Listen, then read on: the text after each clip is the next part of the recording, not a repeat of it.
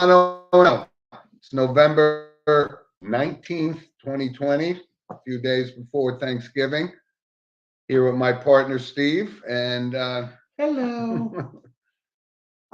we're here for our regular show. And we got some new listeners. I want to give a shout out to Lenny Muscucci, new friend of ours, going to be a loyal listener. Just advertise that to him, and very nice guy. And Lenny, welcome to the show. Hi, Lenny. Thank you. Thanks for listening. Yep. And I'm going to turn this over to Steve, who has this week's monologue on a beautiful sunny day in New Jersey. Yes, it is. So this past week, the Major League Baseball award winners were announced, and not to my surprise, and I don't really think to many people's surprise, Aaron Judge was awarded the AL MVP. However, Shitani, you know, Sheho Itani. Sheho Atani, right? This guy, his numbers, any other year would have won back-to-back MVPs. And in fact, I think Otani has the capability to reel off probably 3 to 4 to 5 MVPs before this guy is done if he stays healthy. Now, Aaron Judge. So when my day job, I have a lot of Met fans. I have a lot of baseball fans, and we have like healthy debates. And I'm hearing this argument that Otani deserves the MVP over Judge, and I said it's not going to happen. We knew that. Aaron Judge had an historic year and was rewarded that. Okay. The bottom line is an MVP. And again, Otani won it last year, but the Angels have been mired in this funk of just not making playoffs, playing just bad baseball, and they have Mike Trout, et cetera, et cetera. So the reason I'm bringing this up is there's no debate. Aaron Judge this particular year deserved the MVP, period. Okay? Yep. So let's put that to bed. Now, whether he resigns with the Yankees, that's a whole different story. Okay? We'll talk about The it. other award went to Buck Showalter. And so there was multiple awards, obviously. But Buck Showalter wins his fourth manager of the year. Okay? With four different teams. 4 different teams. Yep. Okay? And my message to Buck Showalter is, and as I think everybody on the show knows, I revere Buck Showalter. I think the world of Buck Showalter. As do I. I'm jealous that Buck Showalter is the manager of the New York Mets. I hate it. But Buck Showalter needs to win a World Series. He does. I don't want Buck Showalter going down in history as a 4-time manager of the year in 4 different teams. Mark Levy, right? That kind of thing. And building his resume, like he turns these franchises around, and I get it, and I admire him for it. I love him for this. Like I said, I am jealous he's in the Met dugout. But Buck Showalter, you got to win a World Series, and you know what? I think Buck Showalter will eventually win a World Series. But that's my monologue. Verlander at 38, 39 wins, his third Cy Young award. It's pretty impressive. And let's talk about that because there's only, I think, 8 or 9 other pitchers in Major League Baseball. Good monologue, by the way, Steve. And of course, we neglected to mention our monologue on for the week is sponsored by Coriano Trucking of Summerhill, New York. And so he joins a very elite class of Major League Baseball pitchers that have won 3, right? Koufax, we can go on and on. Carlton won 3, Clemens, that kind of thing. Awesome. I mean, but you're absolutely right, Steve. Buck Showalter has to win a World Series. And I'm not sure he's got, he did win Manager of the Year, and that's great. But you know what? I'm not sure the Mets are loaded for bad enough to win that in the next 1 or 2 years. I just don't see that. I do. I see the Mets. Buck Showalter's not going anywhere. No, of course not. He's going to finish his career as a Mets manager. I see a run of 5 to 6 years here with Showalter. There's no reason to even think that he would be fired at any point, this, that, and the other thing. Absolutely not. So with the money that the Mets have, and I made this statement ad nauseum. I said the Mets would win 2 World Series in 6 years. Bold statement, but at this point, give me 1. And if they get 1, we're Yankee fans. We're not Met fan, I'll root for the Mets when it comes to that. But we watched them. But I'm rooting for Buck Showalter. So Me too. I have to make an exception to the rule here as far as my loyalty to the Yankees and my anti-Mets stance. I love Buck Showalter. Yep. I admire him. I think this guy is the creme de la creme, and I really hope he gets I do so. a World Series. But I think, with all these Major League Baseball awards, I think they got it right? Goldschmidt, and Judge, right? Verlander and Alcantara from Miami, who's, nobody gets to see him pitch, but he's, I think they got it right this time. So Mike Garvey's saying opt out. Be more specific, Mike. I'm not sure what you mean by that. Does that mean Buck Showalter can opt out? I don't know. I don't know what you're referring to. I think he's talking about Aaron Judge or something. So let's talk about that, right? With Major League Baseball, Aaron Judge is a free agent. Exactly. So let's move into free agency, and the Yankees signed Rizzo, which I think that was a good deal, right? I think both parties. I think he loves being a New York Yankee, and I think this is going to go a long way to Aaron Judge's decision whether he's going to take the money or stay in the pinstripes, be named Yankees captain. We'll see, right? Mike, opt out with Verlander. Yeah. Okay. But one name I forgot to mention when we talked about 3-time Cy Young Award winners, and somebody you and I just thought was lights out, was Greg Maddux, by the way. Yeah, he was pretty good. Yeah, he was pretty good. On a pretty good pitching staff, right? Yeah, With the Braves, Smoltz and Glavine, they were pretty good. Yeah. So I think that was good as they were, that they didn't produce the championships. They didn't. They won one. With that staff, which I know it's hard to believe. Arguably, okay, you go into a World Series, a championship series, whatever it is. Yep. And you got Maddux and Glavine and Schmaltz and Andrew Jones, Charlie Leibrandt, on the mound.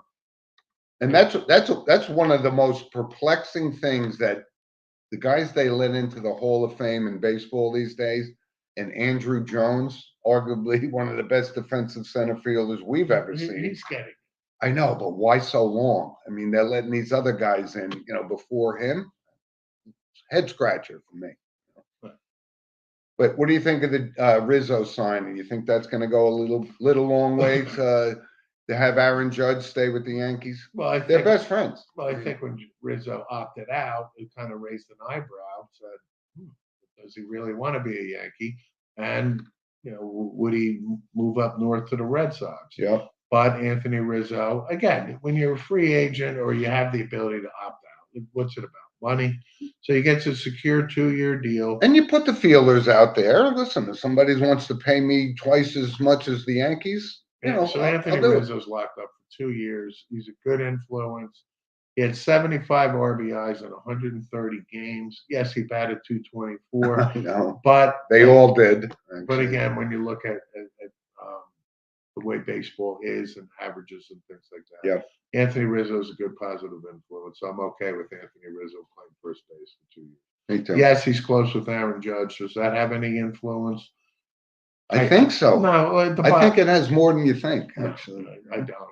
Let's not be naive here. Aaron Judge is going to. The San Francisco Giants are going to offer him the most money, and it's going to be Aaron Judge deciding if he wants to remain a Yankee for the rest of his career. And does Anthony Rizzo have an influence on this? Yes, slightly. But at the bottom line, Aaron Judge needs to decide: do I want my legacy to be a Yankee, bring a world championship to New York? Thank you. Or go home and play for his. And I think, listen, that's simple. And I think that's going to mean something to him for his legacy. I think that means more, even if the San Francisco Giants offer $5 million a year more than the New York Yankees. I think the pinstripes are going to mean something to him. That's why I don't think he's going anywhere. I don't think it's $5 million. I think the San Francisco Giants are going to offer him. I think it's going to be closer to $20 to $30 million more over the course of the contract. Over the course of the contract. Okay, gotcha. Well, that's baseball. I think they got it right with the Cy Youngs and the MVPs. I think they got it right. And you're right, Shohei Ohtani, he'll win his MVP. I mean, Judge isn't going to have this kind of a year ever again, obviously. So we'll see how that goes. Steve, let's move on to football, right? The NFL and A lot going on, a lot of big games. Buffalo, New York has gotten buried. And I wanted to bring that up first because I know one of our loyal listeners, Mike Burns, was probably going to the game. He goes every week, 4 feet, 5 feet. And I've been up in Buffalo in Niagara Falls when we've gotten 4 and 5 feet. The place absolutely shuts down. So they could plow the roads, but they can't clean the stadium with 5 feet of snow. It's awesome. But they moved the game to Detroit. Buffalo is heading to the airport probably as we speak. So, and they got to come back on a short week and play on Thanksgiving as well, right? Welcome to the NFL. Yep. And they're playing, who they playing? The Cleveland Browns. Is Deshaun Watson playing in this game? Do you know? It's not game 11 yet, is it? Oh, 11? Oh, There's 11 game suspension. Oh, he was activated or something. He can practice with the team, I think. You just can't have massages this week. Great. What an absolute joke this is. Yep. That he's even playing this year. We've talked about it. Absolute joke. Yep. We talked about it. So let's talk about some other things. I think the biggest news in the NFL last week was the Indianapolis Colts, right? It was this Jeff Saturday's first game. He says, Matt Ryan still got something in the tank, and he's been watching them all along. He wins his first game. Got to give him credit. Sure. Right? Okay. What am I going to comment on this? I think it's a joke that Jeff Saturday's the head coach. I really do.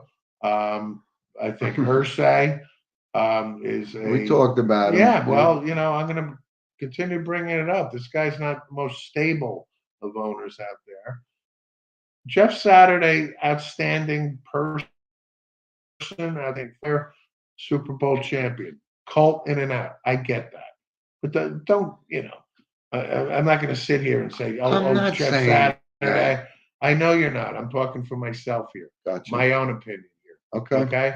Jeff Saturday. Good luck against Philadelphia. Okay. I mean, the Eagles are coming to Indianapolis. And if the Colts get on a run with the Jeff Saturday thing, okay, we'll see. But this is a big test. Well, here's the thing I'm bringing up about this, because the Indianapolis Colts, I believe, have the highest paid offensive line in football. Quentin Nelson's leading the charge on that. Of course, but Saturday, been watching this, and we knew it was going on behind the scenes. Obviously, Irsay, had this on his mind, and I don't know. You got to give the guy credit for winning a game. I'm not saying he's going to the Hall of Fame as a head coach, but I'm saying it was pretty cool that he brought Matt Ryan out and played the game, and he won. I'm just giving them a shout out. That was good. But again, it's Matt Ryan. It's not like a big stretch. Like, Matt Ryan got benched. Yeah, I mean, the whole team has been playing like crap. All right, it's Matt Ryan. I mean, if I was named the interim coach and went to Indianapolis last week, and I like this kid Sam Ellinger, I do. I do too. We watched him at Texas for years. Texas. Yep. But I got Matt Ryan on my bench. I'm starting Matt Ryan as the next quarterback. Okay, it's that simple. Well, Frank Reich wasn't going to make that move. Well, that's why Frank Reich is out. I got it. So what else is going on in the NFL, Steve? Yeah, we got some Thanksgiving games coming up. Cowboys and Giants. Up the Packers again. Well, I wanted to give a shout out to Abe, who was one of our loyal listeners and an absolutely diehard Packers fan. We could plan the funeral, right? The season's over for this team, right? It's trending that way, yeah. It's over. They got 7 losses, for God's sake. Okay. It's over. Yeah, but they can always catch up. Abe had a great line. He says, now it could freeze up my Sundays for the next 8 weeks. That was pretty good. Right? Yeah, but you're missing your Sundays. Who are you kidding? Anyway, so the Packers are done, and Thanksgiving, Giants, Cowboys, it's pretty good, but your Cowboys got the Vikings tomorrow. What are you thinking about that? I don't like my chances there. I tell you that. The Vikings have been playing very well. Historically, Dallas doesn't play well in Minnesota. Outside, of course, of the Hail Mary, full of grace, the Lord is with thee, Roger to Drew Pearson in 75. The other, big moment. And That was offensive pass interference. no, it wasn't. By the way. I've watched it a million times, and it's still not. I've watched it 1,000,001, and it still is to me. But that was Steve and I. How old were we? 11. I Right? was 10. 10, and I was 11, maybe 12. God, it looked like the game was over, obviously, and but Roger Staubach, it was never over. That's one of the great games, great moments you and I ever had watching pro football. But I tell you what, in that game, Roger Staubach on that drive, it was 4th down, and it was like Eli Manning to Mario Manning here, right? Yep. It was 4th and 17, and the season was on the line. Yep. Right? Roger drops back to pass in the shotgun, 2-step drop.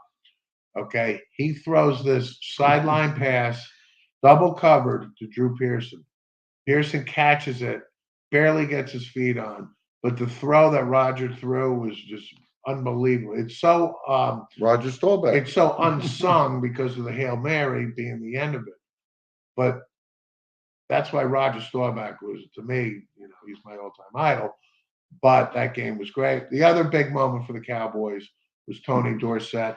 I believe it was on Monday night, the 99-yard run against the Vikings. That was in the Metrodome. But outside of that, Minnesota, this is a big game for Dak. He's got to step up. The Cowboys, they lose, they're 6-4. And then you have the Giants, on Thanksgiving. So this is a big little stretch here for the Cowboys.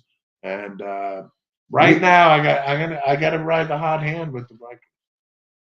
Okay, and again, I've been on the fence with this. My picks. I know. We're going to get to those in a second, but you're right. Giants don't play well in Dallas. Normally we've seen that, but this is great for you and I. Eating turkey and stuffing, and pumpkin pie with a a la mode, watching the Giants. With Cool Whip, by the way. But looking forward to that. So my point was the Buffalo's got this, they're traveling. It's playing in Detroit today, but looking forward to the weekend. Let's jump into our picks, Steve. This is unprecedented. Both you and I were 3-0 in our picks last week. How about that? Not bad, right? We had Tampa Bay. I had Tennessee. I had Miami. You had the Giants. You had Tennessee. You had Kansas City. It's 3-0. Pretty good. Yeah. So let's get into our picks. Mortgage your houses on this week's picks. Yeah, I know. Let's ride this wave. Come on, baby. So here's my 3 picks for the week. Okay. Carolina, Baltimore. I like Baltimore. I think they're really starting to pull it together and be the team that we thought they were. They're going to battle it out with Tennessee in that division, right? So Derrick Henry is Derrick Henry. Derrick Henry actually is only the 3rd or 4th time, I think, in NFL history a running back has scored 10 rushing touchdowns in a season. Pretty good. Derrick Henry. He's the real deal. Again, folks, I love them at Alabama. Yep. I wanted the Cowboys to draft him. Yep. Not surprised by Derrick Henry's success. Okay, pick number 2 for Jim. Washington, Houston. And Houston is just abominable. And, listen, coming off the big win over the Eagles on, was it Thursday night or Monday night? I don't remember. The Commanders, Tyler Heineke taking over, right? Heineke, whatever. I'm going with Washington here. I like the momentum, and I've always liked Ron Rivera. He works for this, incorrigible owner who needs to be banished from the league. But I like Washington this week, and the Jets at New England. I know everybody's riding the Jets and Robert Saleh and so forth, but this is New England, and I just don't see them getting that in New England with the win. I'm going with the Patriots. Those are my 3 picks: Baltimore, Washington, New England, and I pass it over to my partner for his 3 picks. I'm going with the Minnesota Vikings at home against the Cowboys. Woo. I'm going to take the LA Rams traveling to New Orleans. I got zero faith in New Orleans. Dennis Allen is the head coach there. He had this guy is a defensive coordinator. He's a pretty good one. for his head coaching. New Orleans is 3-7. You combine that with his previous stop in Denver, which was awful, only lasted not even 2 years. And Andy Dalton. Well, give me a break. That's the other reason. So, there's no fluidity at the quarterback position. You're right. The Rams at 3-6. This is their season. The defending Super Bowl champs really need to start playing football. I'm going to take the Rams on the road there. I could go either way as far as I'm concerned. I'm not sure. Even Andy Dalton or not, the Rams are just, we talked about this Super Bowl hangover thing. They're a mess. And I'm not sure Stafford is healthy enough to even save this season. But okay. I mean, they have injuries. I get it. But they're still the Super Bowl defending champions, and they're playing in New Orleans. They're going with the Rams. And I'm going to take the Chicago Bears. I'm going to take them. I'm not going to take the Bears. I'm taking the Atlanta Falcons at home on this one. The Bears are 3-7. Atlanta's 4-6. Atlanta's home. I think Atlanta gets the win at home against the Bears. Wow. So Atlanta, the Rams, and the Vikings.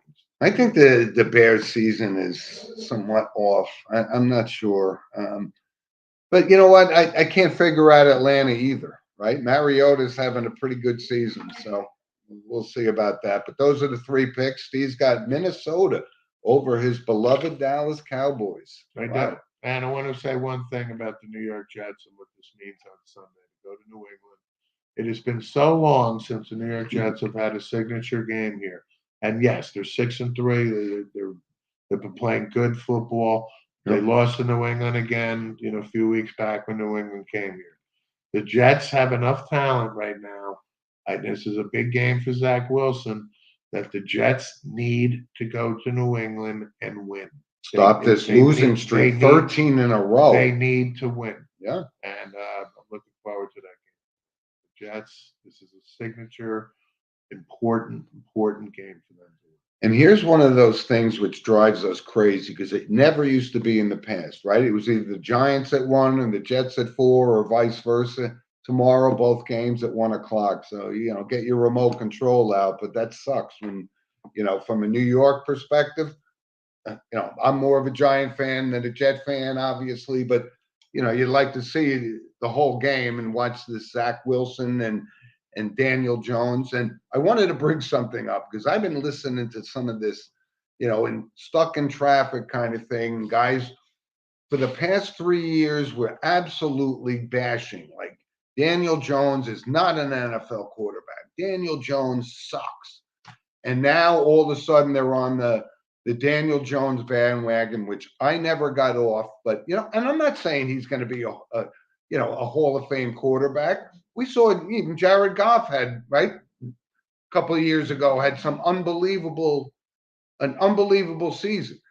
But, I just find it funny that all the Barkley and the Jones bashers are now all on board, and, they attribute it to Brian Dable, and we'll see. But I'm never wavered from Jones, and I'm psyched that he's playing well, but he's got to come up, and, whether this is a Cinderella season or he's really maturing into an NFL quarterback remains to be seen.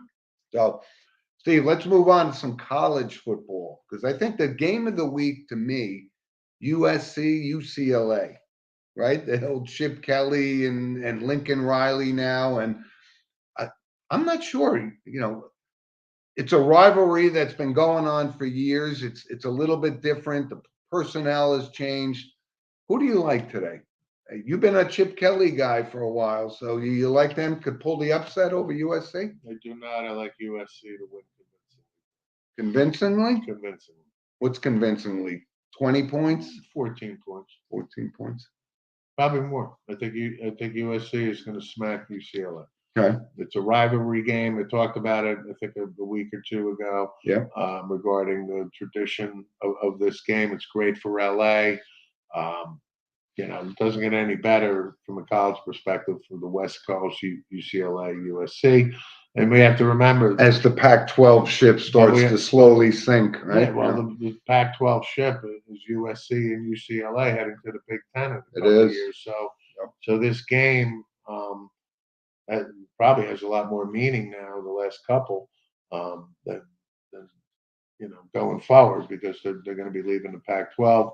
Right. But from a talent perspective, I think USC is better, and I'm riding the Trojans today. Yep. Couple other good games though today. Here's one I think, we've been up and, we've watched Notre Dame be up and, up and down and now, but every time they play Boston College, you never know how that's going to go. That's a good game. I mean, Notre Dame should win the game today. I think they're home. They're home. Notre Dame's home. Yeah. Playing Boston College. 3-7. Notre Dame 7-3. Yep. Notre Dame at home, but yes, I mean It's Boston College, Notre Dame, which we have seen over the course of our lifetime. It could go either way. It's awesome though. right, it's signature games. I mean, the biggest one was Notre Dame beating Florida State. I think that was 92, I want to say, 92 or 93 to secure the #1 ranking. It was a great game. I think Charlie Ward was actually the quarterback for Florida State in that game. Heisman Trophy season. Notre Dame, wins this big win. And guess who did they play the following week? Tom Coughlin and the Boston College Eagles. Glenn Foley was the quarterback for BC. Yep. And what happens? Notre Dame goes down to Boston College, which was a big letdown game. But there's been instances, 2 or 3 upsets by Boston College in the past, 20 years or so. Yep. So this is always, a Catholic versus Catholic school rivalry game, and I love it. And we haven't missed one of these in what, 40 years? But Boston College has had a very disappointing season. Understood. But the running back from Notre Dame, Audric Estime, is starting to pick it up a little bit. St. Joe's guy. Yeah. Little plug for And them. Howard Cross Jr. is number 54, lines up at the nose. And Yep. every play this kid grinds, and it's had a really good career. Yep. And his father's a great guy. Met him 100 times. He's really Howard Cross Sr. I mean, he did exactly what you're supposed to do. Be a good football player, and then you're loved by the fan base for life. And he's a good person. I mean, great guy. I met him. We've met him at a couple of St. Joe's alumni events. Yep. And Howard Cross couldn't speak more highly of him as a person. But those are the marquee games. The top 4 teams should roll. Ohio State's playing Maryland today. They should win that with I ease. win that by 40. Right? Michigan's got Illinois today. They've won 14 out of 17. Well, I tell you what, Illinois, Brett Bielema Yes. is the head coach of Illinois. Yes. Do you know who the quarterback is for Illinois? I don't. His name is Tommy DeVito. Oh. Tommy DeVito. Don Bosco guy. Don right? Bosco went to Syracuse. Yep. Garrett Schrader took his job. And Tommy DeVito is a 5th-year senior now, and he transferred to Illinois, and he's had a pretty good season. So Illinois is not a pushover today. No, they're not. Should Michigan win? However, this could be an upset special. Yep. And there's one other game that, kind of from, our perspective where we're Rutgers guys now because our nephew was the pitching coach for the baseball team, but Rutgers, Penn State today. And we've talked about this time and time again about Rutgers. Can they measure up to this Big Ten type of schedule, the talent level and so forth? I can't see them knocking off Penn State, but even though I don't think Penn State's a top 10 team, they should handle Rutgers pretty easily today. Well, they're a top 15 team, and Rutgers is nowhere near the top 25. Yeah. And I'm taking Penn State all the way here. But we are 100% rooting because of our Penn State disdain that we've developed over the Paterno situation. And of course, Augie and Nunzio, the we're coaches rooting for there. Rutgers. We are. No We are. question. So, which is funny. I mean, I'm not going to say funny. It's ironic because we worship Penn State. When I tell you we worshipped Penn State in the 70s and the 80s and the 90s. we did. And I just don't. I can't find that passion and love anymore. It's stained forever. it as is. far as It's I'm unfortunate. concerned. That's why it's just incredible. Yep. So, Steve, let's a couple other things. Let's move on to the NBA. Right, the whole situation. Kyrie's coming back, right? And we've talked about this. I even said that as bad as the Brooklyn Nets have been playing, right? Yeah, there he is. They gave up 153 points to Oklahoma City. And then like the night before, they gave up like 130. So the whole thing is they don't play defense, you know what? But they're going to win. Durant is at the top of his game. And we'll get to it, Mr. Cruz, because I wanted to bring this up in a minute. But the NBA, there's not much going on. It's early in the season. But I watched some highlights of Luka Doncic. This kid he's the real deal, man. He's unbelievable. He makes some crazy shots. He's the quickest to 50 triple doubles in the NBA history, only behind Oscar Robertson, age 23. The Big O. We saw him at the end of his career, but I wish I got to see him play. We're Big O. I know. And we were bigger NBA fans back then. I don't know. And your Knicks, what do you think your Knicks? Are they trending in the right direction or are they not trending? They're not playing terrible. They're not playing great. Again, I mean, the NBA to me, we have to report on it. I really, folks, the enthusiasm level I have for it year after year gets smaller and smaller and smaller and smaller. Exactly. And smaller. I don't know what to say. But we do watch. I'm objective about it, and I do my homework on it. I have my. We know what's going on. I mean, for sure. But when people ask me, Kyrie Irving, I'm like, I could care less if Kyrie Irving ever plays it, ever steps foot on a basketball court. But I was actually having a conversation with some young man I just met, Ryan, that I work with, and big sports guy, and we talk about it. I go, the NBA regular season is so irrelevant to me. I did watch last year the playoffs. I do appreciate the talent with Giannis and these young kids coming up, but I just can't get warm to these guys. And the Nets are going to win 15 out of their next 25 games, and they'll be in the mix. But this guy Durant is the real deal. He's still in his prime, but I just can't book my time. There's no can't miss game in the NBA for me right now. No. That's how I feel. But anyway, so Steve, let's move on. We're back to random points of interest. However, before we do that, got some feedback from one of our loyal listeners, Diego Cruz, who was the World Cup, aficionado of our show. And, we realize how big this is, and I appreciate it. And he also, we got another St. Joe's plug here. You know who the goaltender for the U.S. team is? Matt Turner. St. Joe's guy. How about that? That's pretty cool. But Mr. Cruz, we concede we're not aficionados on this, but we will watch it. So he actually gave a rating. And listen, we take the good with the bad here. Out of 10, our World Cup coverage was a 3, And my knees buckled. I said, I thought we did the best thing we could. I agree with Diego. No, we haven't covered it. No, I agree wholeheartedly. We gave our picks, for potential winning the World Cup kind of thing. And I appreciate it. I'm going to watch it. I mean, I'm not taking days off from work. I know. But it's Rob, Diego, one of our loyal listeners deserves, and Diego will do better on it. But, Monday, the U.S. plays Wales in the Group B opening round. And it's so funny. I was talking about this Christian Pulisic. It just seems like a year ago, he was like 16 or 17, got signed, and now he's the captain of the team. And we're pulling from them. I don't think they're going to win. But you and I will watch the Messi Ronaldo thing because we like those guys. Yeah, and again, I mean, this is the most popular sporting event in the world. It is. Every 4 years.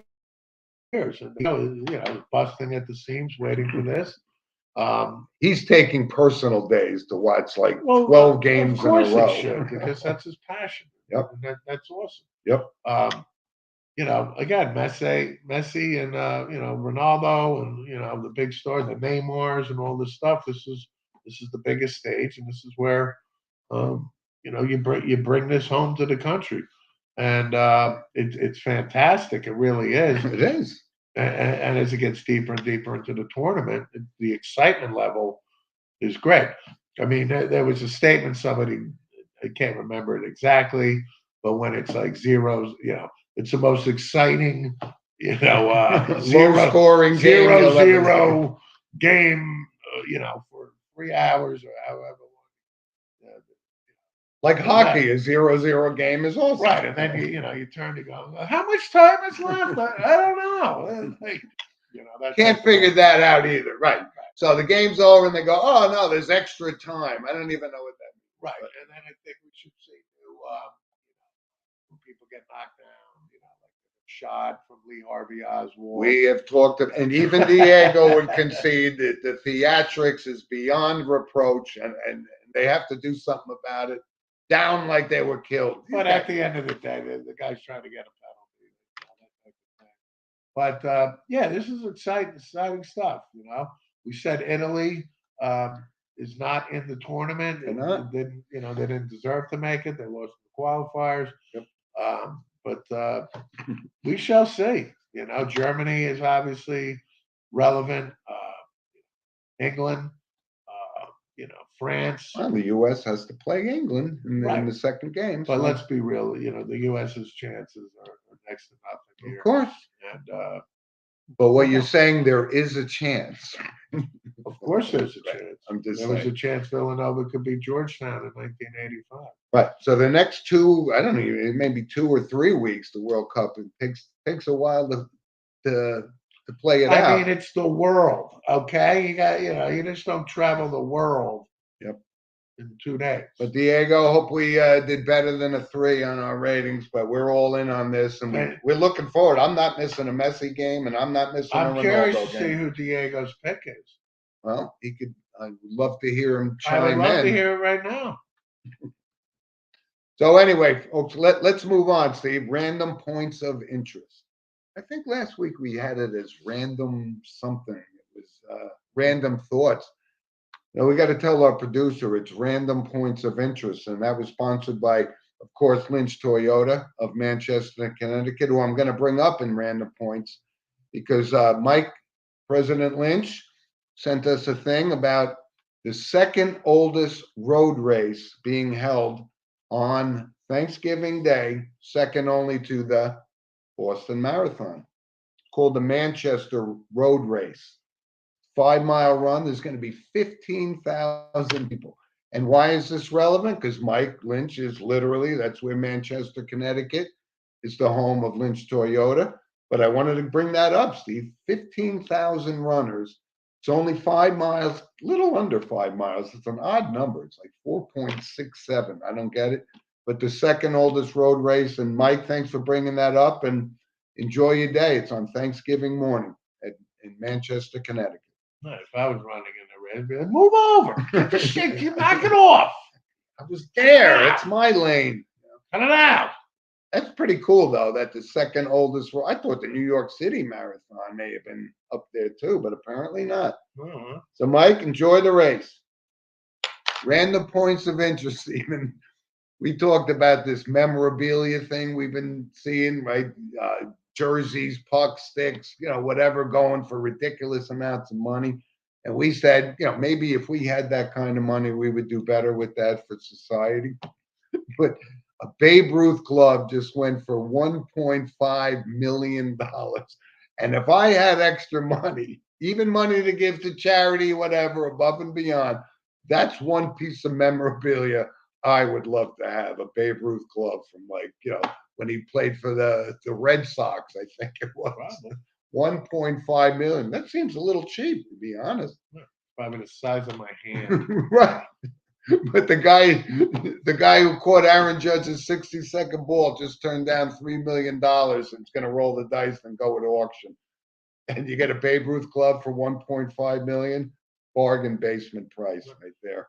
Diego Cruz chiming in with his picks: Brazil, Belgium, Argentina. Yeah, okay. He gives 3 names. I picked Belgium and You don't even know Brazil. where Belgium is. Yeah, it's next I've been to Belgium. Okay, You have been to Belgium. I've been to a lot of countries, Yep. but I'm going to say my rooting interest is for Argentina. It really is. It's my fondness for Messi. If he can secure a World Cup for his legacy, It would be. I wouldn't be disappointed in this. Legacy. Even though his legacy is already sealed, but you're right, that would be. Ronaldo's thinking the same thing, though, too. Don't rule Portugal out. He's a malcontent. No, he's not. Yes, he is. No, he's still. He's pulling his nonsense to try and get out of his contract, all the stuff with the current. What, Man United? Okay, but the money's ridiculous. He's not a malcontent. He's not. Steve, I wanted to bring something up. This whole in the past week, from a financial perspective, this FTX thing, which is bizarre. The whole crypto thing. But how does it tie back to sports? The Major League Baseball umpires had an FTX patch on their uniforms, literally. That's how crazy this world is. This guy collapsed financially, but it ties in a lot of big sports figures like Brady and Steph Curry were involved in this. And this is gonna, like I said, I can't wait for the documentary on this. This guy Sam, was it Bankhead, whatever his name was? What a fraud! And he roped everybody, these major league people, politicians, and everybody. They lost their shirts. This is a Bernie Madoff of crypto. But it was so funny that he was so ingrained with Major League Baseball that the umpires had an FTX patch on their jackets. Insane? Yeah, I can't comment. I know nothing about it. I don't know the ins and outs of it. I can't. But they're all tied. All of these multimillionaires from sports were all on board with I this. understand. Class, He had some brand names. Yep. But I don't know enough about it. I couldn't give you the. Just wanted to bring it up. And Steve, unfortunately, I wanted to bring something up. What took place last week at the University of Virginia, right? And just horrifying. Three players, three football players, lost their lives to this insane other person. I don't know all the backstories. Don't want to go into it, but heartbreaking. University of Virginia, and the basketball team played last night for the first time since this shooting last week. And Tony Bennett, who we think is awesome, right? We love this guy, his demeanor and everything. He just gave such an impassioned speech about, the impact of something like this on a university and how insignificant sports is when we're talking about loss of lives. But if you haven't seen it, it's just like probably a 2-minute post-game interview. They won the game, but our hearts go out to the University of Virginia and those families that lost their sons, and in a tragic kind of way. And it shows how insignificant sports is. But I just wanted to mention that on the show. I find it disturbing. Number one, I find it disturbing. I find it trending too. As far as I was actually going to maybe bring this up as my opening monologue. This tragedy in Virginia. It's for a player that played as a freshman. This, that, and the other thing, was obviously bitter and angry, and felt some level of scorn. And this kid targeted really these 3 particular players. These guys went on a field trip and so on and so forth. And this guy was pretty much lying in wait for them, right? So we talk about the NCAA not being what it was or what it's becoming. Then I read another, and again, my heart goes out to the families, and it's such a tragedy. And then yesterday I read a story. North Carolina State's head coach Dave Duran. Oh my God! Yeah, I saw this. So there's a player that has been literally stalking the guy who transferred to Maryland, but this guy won't let it go, and I find that to be disturbing. It is. And so I'm the coach Dave Duran. Dave Duran. Yep. That literally stalking, like threatening messages. So when what happens at Virginia happens, you have to take this like really, really seriously. So I hope this is not a trend in college football because really, I Or mean, sports in general. what Yeah. what are the penalties for NCAA football, right? Like what, you know, if you don't go to class, you get benched. Like what is the, you know, incidents like this happening? Going to college and academics means absolutely nothing in the whole scheme of things here. Yeah. So I'm going to just finish. I hope this is not trending to a point Yeah. where this becomes, you know, more incidents happen. You know, but sports with mono and mono, and Steve and I, we just, you know, we see these things, these tragedies, and we see them all along, you know, over the all over the place. And you know, it's no more tragic than the incident in, you know, University of Idaho. Those four, you know, just Oh yeah, you know, beautiful people, college students getting their lives taken away. So, you know, it just happened to be that, you know, these were football players, but like I said, no less tragic and heartbreaking than Idaho. And we just we give our best to the families that just fell victim to this horrific crime. It's terrible. It really is terrible. So Steve, let's move on to our notable passings. And I just wanted to this was I'm going to start with this. He's not even the sports guy, but this is somebody that you and I just absolutely thought was is hilarious. Was Robert Clary, who played LeBeau on Hogan's Heroes, right? There's no question. Which I saw. By the way, Hogan's Heroes was rated the most ridiculous show in by TV Guide like 10 years ago. I said, well, I guess you people just don't get it. Yeah. But Robert Clary was 96 and funny as It's that rated character. very highly in the Monahan household. It is. It really is. Character actor, but that was his marquee thing, and we wanted to make sure we brought his name up. No question. He's what was he, 96 or something? He was 96, right. Cool. And Good call. it was a great character actor for that show. Yeah. And another guy from the world of Hollywood is actually Jennifer Aniston's father, John Aniston, who made a career out of, what was it, Days of Our Days Lives? of Our Lives. 89. Yeah. Very handsome guy, right? Yeah. Yeah, this guy had a great career. Yeah, I mean, last 30 years or something on Days of Our Lives. Not that I've Never saw a second of it. right, You know. but no, he was in again. You know, he'd be on a Barnaby Jones or something. You know, that type of thing. Great character actor. Yep. Jennifer Aniston's father, absolutely, John. Yep. 89. Good run. And Steve, from the world of sports, remember, you know, kind of a journeyman player, Chuck Carr, played for the Mets, right? 55 years Yeah. old, right? Yeah. Played for, I think, 5 different major league teams, but Correct. 55, it's young. That is young. It's young. Yeah. And I remember last week if we brought up Tom Coughlin's wife, Judy. I don't know if we did. She passed away about 2 weeks ago now. Good. Tom Coughlin's wife had a medical emergency maybe 2 years ago, and she was, I don't know if we could call it a coma, but she was in a state where she just wasn't going to. She was battling medical issues for but she lasted 2 years. And,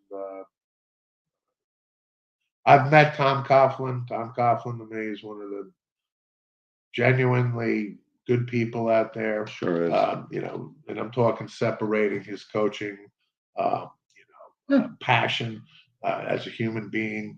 I was able to stand next to him at one of my son's lacrosse games because Tom Coughlin's grandson Shay was on the same team. Oh, awesome! But I got to Good trivia. Yeah, I got to talk to him for a good half an hour, just me and him standing in the sun, and I couldn't have been more personable.